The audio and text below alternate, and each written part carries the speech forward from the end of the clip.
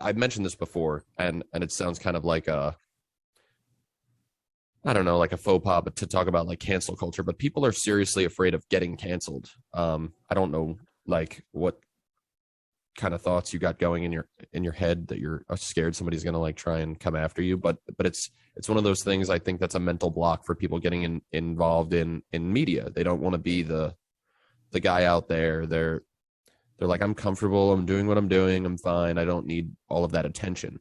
Um, but if you're dealing with a crisis, right? How important is it to have a pre-established plan in place? And can you give our listeners an idea of what that plan should potentially look like? Yes, and it's interesting that you started off that way because I had that conversation about not the cancel culture conversation, but about, we're good. We don't want people talking about us online. I had that conversation back in 2009, I think, about social media. I actually had a business owner say, I don't want to be on social media because we don't want people talking about us. Oh, that's a good idea. I tried to explain that they're going to talk about you whether you're there or not, but with you there, you can kind of control your message a little bit more. So it's the same thing with PR in a crisis situation.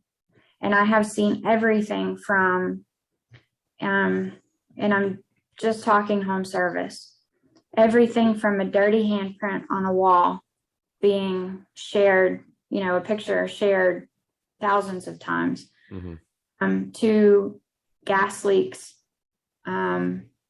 to traffic accidents, DUIs, and even a murder. There are very few times that the company itself is actually to blame. In all of those circumstances, it was an employee who made a bad decision that then brings the company name into the story. So all that said, a company should be prepared for it. And we go through a process with our clients where we identify things that could happen, from everything from an employee mistake to, a data breach, or, your office building could burn down. How do you keep your people employed?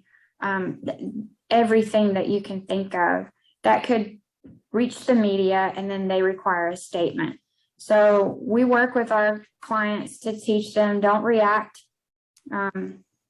We kind of give them scripts where if the media calls you, and this usually happens, they'll call you and say, hey, we just heard this happen. What do you have to say about it? And it's something that you didn't even know happened yet. You hadn't even heard. This is the first you heard about it. And sometimes company owners just react and say something. And, in a situation like that, hang up the phone. You don't have to respond. Just hang up, call a PR person, get help. We'll write a statement. We'll reach back out to that journalist. It's very rarely can you actually think straight when you've got that kind of anxiety. But if you already have a written plan in place, you know what to do when something like that happens. But 9 times out of 10, or I would say even 99 times out of 100, it's very rarely the company's fault. It's usually an employee mistake. So those things usually can go away if you handle it the right way.